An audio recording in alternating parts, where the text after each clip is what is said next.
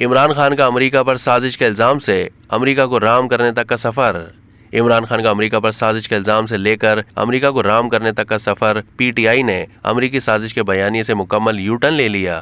शाहजेब खानजादा ने तजिया पेश करते हुए कहा है कि तहरीक इंसाफ ने एक दिलचस्प कलाबाजी खाई है। 1 साल से ज्यादा अरसे तक अमेरिका पर अपनी हुकूमत गिराने का इल्जाम लगाने, पाकिस्तानी कौम ने अमेरिका से नफरत का बीज बोने, हकीकी आज़ादी का नारा लगाने और मुल्की माशी और खारजा पॉलिसी को नाकाबिले तलाफी नुकसान पहुँचाने के बाद अब तहरीक इंसाफ इसी अमेरिका से बेहतर ताल्लुकात के लिए सर तोड़ कोशिशें कर रही है। अमेरिका को हुकूमत में आने के बाद का माशी प्लान भी बता दिया। अमेरिका को माशी मामलात पर खुद जाकर ब्रीफिंग दे रही है और IMF समेत तमाम मालियाती इदारों से किए गए वादों पर अमल दरामद की यकीन दहानियां करा रही है।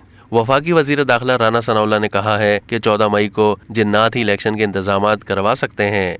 सुप्रीम कोर्ट 60-65 दिनों की गुंजाइश पैदा कर दे तो सारा मसला ही हल हो जाए। पीटीआई ने तस्लीम किया है कि आम इंतखाबात एक ही दिन होने चाहिए। क्या उनको असम्बलियां तोड़ने पर इनाम दिया जाए? राना सनाउल्लाह ने कहा है कि पीटीआई को 15 दिन की गुंजाइश देना भी मुनासिब बात नहीं है, लेकिन उनकी दिलजोई के लिए दिए हैं। राना सनाउल्लाह ने कहा है कि हुकूमत सुप्रीम कोर्ट से कहेगी कि आइन के मुताबिक आगे बढ़ा जाए। 14 मई को कोई जिन्नात ही आकर इलेक्शन के इंतजामात करवा सकते हैं, क्योंकि इलेक्शन कमीशन से तो इंतजामात नहीं हो सकते।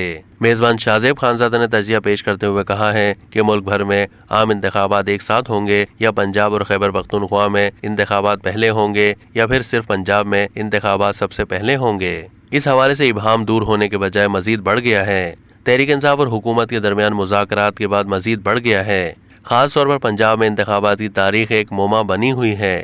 अब तक के लिए इतना ही। मजीद मालूमात के लिए डेली जंग के YouTube चैनल को सब्सक्राइब कीजिए।